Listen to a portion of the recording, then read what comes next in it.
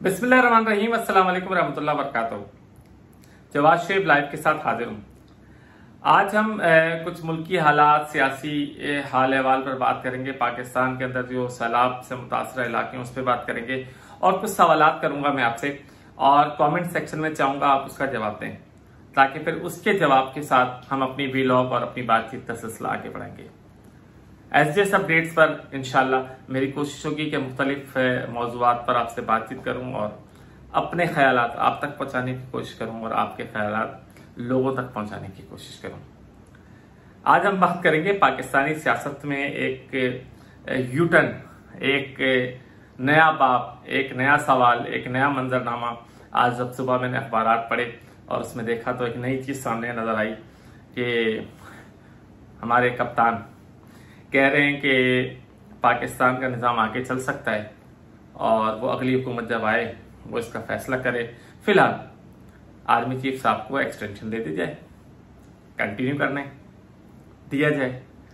कल यही हमारे खान साहब कहते थे कि जनाब जनरल बाजवा नो मोर, इनसे नाराज थे, खफा थे, पूरी कौम को इकट्ठा कर रहे थे कि उनके साथ ज्यादती कर दी गई है, और जबकि पाक अफवाज का कहना था कि वो न्यूट्रल इदारे हैं और न्यूट्रल इदारे का काम जो है वो किसी के साथ मदद करना नहीं होता। ठीक है, गुड, अच्छी चीज थी। फौज का स्टैंड अच्छा था, पाक फौज ने अच्छा डिसीजन लिया था कि सियासी मामलात के अंदर और सियासत के अंदर फौज मुदाखलत नहीं करेगी, लेकिन जो लोग चाहते थे वो उसके लिए मुस्तरब थे कि फौज को मुदाखलत करना चाहिए और ये करना चाहिए, वो करना चाहिए। और आज आपने स्टेटस दे दिया नया कि जनाब जनरल बाजवा साहब को एक्सटेंशन दूसरी बार दे दी जाए, और जब अगली गवर्नमेंट आए तो वो डिसाइड करे, वो फैसला करे कि आर्मी चीफ कौन होगा। ठीक है, नंबर 1 क्वेश्चन। नंबर 2, कल आप कहते थे कि जी हम अमेरिका के गुलाम हैं। आप कहते थे हम कोई गुलाम हैं। ठीक है जी, हम गुलाम नहीं है, हम एक आजाद कौम है, हम इस्लामी जमहूरिया पाकिस्तान के शहरी हैं और हम पाकिस्तानी कभी किसी सूरत गुलामी कबूल करने को तैयार नहीं है। इस मामले पे हम खान साहब के साथ हैं। लेकिन जब आप पहले गुलाम थे या नहीं थे, फिर आप गुलाम नहीं हुए और आप कहते हैं कि जी हम अमेरिका से दोस्त हैं, हम अमेरिका के खिलाफ नहीं हैं, तो किसी जगह पर तो आप स्टैंड ले लें। आप एक जगह खड़े तो रहें। लग ये रहा है कि बादियों नजर में कोशिश ये है कि किसी तरीके से अमेरिका भी राजी हो जाए, किसी तरीके से पाक फौज भी राजी हो जाए और किसी तरीके से हम दोबारा इक़्तिदार के अंदर आ जाएं।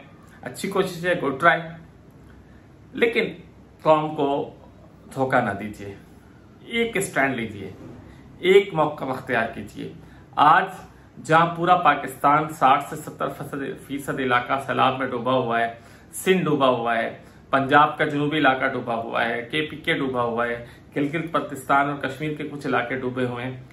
आप बड़े बड़े जलसे कर रहे हैं, करोड़ों रुपए खर्च कर रहे हैं जलसों के ऊपर, और पूरी कोशिश है कि निजाम जो है वो जो गवर्नमेंट का चल रहा है वो रुक जाए या उसको चेंज कर दिया जाए या अर्ली इलेक्शन हो जाए। अर्ली इलेक्शन के लिए भी पाकिस्तान की 100% आबादी को सैलाब से निकालना जरूरी है। जब तक सैलाब से पाकिस्तान निकलेगा नहीं, अर्ली इलेक्शन कैसे होंगे? और बताया जा रहा है कि 5 से 6 और 7 महीने तो लगेंगे कम से कम पानी को खुश्क होने में और उतरने के अंदर। उसके बाद रिहेबिलिटेशन है, लोगों की आबादकारी है। तो ये कौन सा मुतालबा है जो जलसों में किया जा रहा है? अर्ली इलेक्शन अगस्त 2023 में गालिबन होने, और अगस्त 2023 तक इलेक्शन हो सकते हैं। उससे पहले की जो सारी चीजें वो आपको करनी थी, आपने नहीं की। इन हाउस चेंज हो गया, नई गवर्नमेंट है, काम कर रही है। मेरा कतअन ये कहना नहीं है कि शहबाज शरीफ गवर्नमेंट रूल करे, मेरा कहना ये नहीं है कि जरदारी साहब गवर्नेंस करें, मेरा कहना नहीं है कि बिलावल भुट्टो जरदारी या मरियम नवाज या मौलाना फजल रहमान की हुकूमतें हों। मेरा कहना यह नहीं है। मेरा इमरान खान साहब से या PTI से या नून लीग से या पीपल्स पार्टी से, JUI से, नून लीग, किसी से भी कोई ऐसा झगड़ा जाती नहीं है। मेरा कोई वास्ता नहीं है।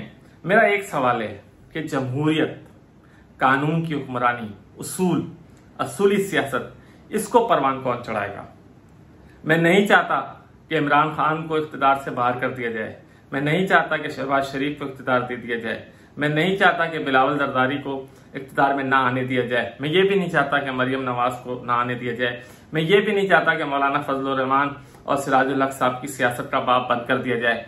मेरा सवाल यह है कि सियासत लेवल प्लेइंग फील्ड सबको दी जाए, असूल की हुक्मरानी हो, कानून की हुक्मरानी हो, ज़ाब्ते की चीजें देखी जाएं। सवाल यहाँ पे ये उठा रहा हूं कि एक मजे की चीज है कि पाकिस्तान में 9 कौमी असेंबली की सीटें और कुछ सूबाई थी और एक कौमी वो थी जो खाली हुई थी, उस पर ज़िमनी इलेक्शन हो रहे थे। 9 कौमी असेंबली की वो नशिस्तें थी जो पीटीआई ने खाली की थी। खाली तो 155 की थी, 155 में से सिर्फ 9 नशिस्तों पर इंतखाबात का ऐलान किया गया, क्योंकि स्पीकर ने 9 इस्तीफे मंजूर करके इलेक्शन कमीशन को भेजा। इलेक्शन कमीशन ने शेड्यूल अनाउंस कर दिया 25 सितंबर का। लेकिन अचानक एक एमएनए पीटीआई के लियारी से NA 246 से शकूर शाह साहब इस्लामाबाद हाईकोर्ट चले गए और उन्होंने वहां पर पिटीशन दायर कर दी कि मैंने इस्तीफा दिया ही नहीं है। जनाब, आपने अगर इस्तीफा नहीं दिया, आपका हैंडराइटिंग का इस्तीफा है, चले आपने नहीं दिया, तो फिर आप ज़िमनी इलेक्शन में NA 246 से कैंडिडेट क्यों बने? आपने कागजात नामजदगी क्यों जमा कराया? आप कलम में खुद अपने कदमों पे चल करके गए, आपने सिग्नेचर किया, आपने कागजात नामजदगी जमा कराया, आप स्क्रूटनी में पेश हुए, आपने अपने कागजात को वैलिडेट करवाया, आपने फिर विड्रॉल लिया। सब कुछ करने के बाद आप इस्लामाबाद हाईकोर्ट जाने के बाद कहते हैं कि मैंने इस्तीफा ही नहीं दिया। यानी कि जिस बेस पर पूरा शादियाना सज रहा था, करोड़ों रुपए यहाँ पे जो नामजद उम्मीदवार हैं, पीपल्स पार्टी के हैं, TLP के हैं, अदर पार्टीज के हैं, PTI के हैं, सबसे ज्यादा खर्चा तो पीपल्स पार्टी ने किया। पूरे लियारी को होर्डिंग और बैनरों और पोस्टरों से भर दिया गया। करोड़ों रुपए बर्बाद कर दिए भैया आपने। ऐसा तो ना करें। एक तरफ आप इस्तीफा दे रहे हैं और एक तरफ आप कह रहे हैं कि जी मैंने इस्तीफा नहीं दिया। फिर आप जाकर के इस्लामाबाद हाईकोर्ट चले गए, इस्लामाबाद हाईकोर्ट ने आपको बहाल कर दिया और सिर्फ आपको बहाल नहीं किया बल्कि साथ में कहा कि जो 9 के 9 हैं वो भी बहाल, सब जाओ असेंबली में। तो ये कौन सी हाईकोर्ट है, कौन सा इलेक्शन कमीशन है? इस्लामाबाद हाईकोर्ट ने इलेक्शन कमीशन से आखिर ये क्यों नहीं पूछा, क्यों नहीं दरियाफ्त किया, क्यों नहीं इस्तफसार किया कि भाई शकूर शाह साहब के तो कागजात नामजदगी जमा थे, जब इस्तीफा नहीं दिया था तो वहां क्यों गए थे? ये सवाल करना चाहिए था। यहां पर हमें शक होता है, मशकूक हो जाते हैं कि कुछ ना कुछ तो पस चिलमन चल रहा है जिसकी पर्दादारी की जा रही है। कुछ ना कुछ तो ऐसा झोल है जहां कानून वायलेट हो रहा है, कुछ ना कुछ तो ऐसा है जहां डीलिंग हो रही है, कुछ ना कुछ तो ऐसा है जहां ले दे के बात की जा रही है। और यहीं पर पाकिस्तानी कौम को इन हुक्मरानों पर शक होता है। मेरा यही सवाल है एक खान साहब से कि आप पहले कहते हैं कि जनरल बाजवा नहीं चाहिए, फिर आप कहते हैं कि अमरीकी गुलामी नहीं चाहिए, और फिर आप कहते हैं जनरल बाजवा चाहिए, फिर आप कहते हैं अमरीकी माय फ्रेंड, हमारे दोस्त हैं, हम अमेरिका के खिलाफ नहीं हैं। 2 चीजें आपने की हैं, इसकी आपको वजाहत करनी होगी। तीसरी बात इलेक्शन कमीशन और इस्लामाबाद हाईकोर्ट से कि एक इस्तीफा मंजूर हुआ या नहीं हुआ, इलेक्शन हो रहा है, फिर आपने उसको बहाल कर दिया। तो ये कौन सा ड्रामा है भाई? ये कौन सा ड्रामा है? चौथी बात खान साहब से, खान साहब अर्ली इलेक्शन अगस्त 2023 से पहले मुमकिन नजर नहीं आ रहे। वजह अब तो सैलाब भी आ गई। पहले चलो आपकी ख्वाहिश पूरी नहीं हो रही थी, 10 मसले होंगे, अब तो नजर आ रहा है कि पाकिस्तान सैलाब में डूबा हुआ है। अर्ली इलेक्शन नजर नहीं आ रहे।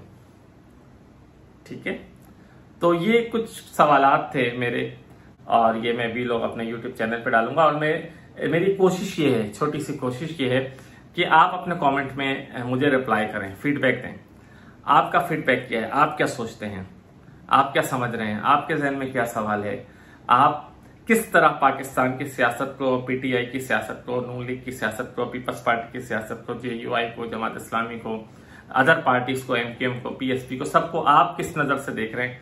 और आपका क्या कहना है कि या जो ये सवालात मेरे जहन में हैं, as a journalist, as a Pakistani शहरी, मेरे दिल में ये सवाल है कि कहीं तो कानून की हुक्मरानी होनी चाहिए, कहीं तो रूल ऑफ लॉ हो, कहीं तो कोई ऐसी बात हम कह सकते हैं कि यार इस बंदे ने ये बात की है तो ये 16 आने सच कह रहे हैं। अगर हमारी क़यादत के हवाले से हमारे अंदर झोल आ जाएगा कि जनाब ये गलत कह रहा है, ये यूटर्न ले रहा है, ये अपनी बात से फिर रहा है, तो 62 और 63 और ये सारी चीजें कहाँ रह गई? तो ये बिखरे हुए सवालात, बिखरी हुई कोशिश मेरी है कि मैं इस डिबेट पे बात करना चाह रहा हूँ। इस पर डिस्कस करना चाह रहा हूं। मैंने इसलिए व्लॉग रिकॉर्ड किया है और ये आपके सामने पेश कर रहा हूं कि आप कमेंट में आए, अपनी अपनी दलील के साथ इसका जवाब देने की कोशिश करें। उसी जवाब के साथ इंशाल्लाह एक नया व्लॉग बना के हम कोशिश करेंगे कि इस मसले को सुलझा सके। वैसे तो मुमकिन नजर नहीं आ रहा, पाकिस्तान में जिसकी लाठी उसकी भैंस वाला निजाम चलता है और डंडे के जोर पर सारा निजाम चलाया जा रहा है। अल्लाह पाक करीम है, इंशाल्लाह अगर हम बदलेंगे, कौम बदलेगी तो ये डंडा भी बदलेगा और इंशाल्लाह कौम अपने जमहूरी आईनी कानूनी हक को इस्तेमाल करती नजर आएगी। दोबारा बात कर रहा हूँ, कमेंट सेक्शन में आए, कमेंट करें, अपनी बात करें, मेरी बात को छोड़ें। आप क्या सोचते हैं आप ये बताएं, फिर उस पर मैं बात करूंगा ताकि हमारी डायलॉग ये शुरू हो जाए और हम इस पर किसी नतीजे पे पहुंचे। ऐसे अपडेट्स चैनल अगर आपने सब्सक्राइब नहीं किया तो सब्सक्राइब जरूर कीजिएगा। मेरी वीडियोस देखते रहना चाहते हैं तो घंटी के निशान पर प्रेस जरूर कर दीजिएगा ताकि आपको नोटिफिकेशन मिलता रहे।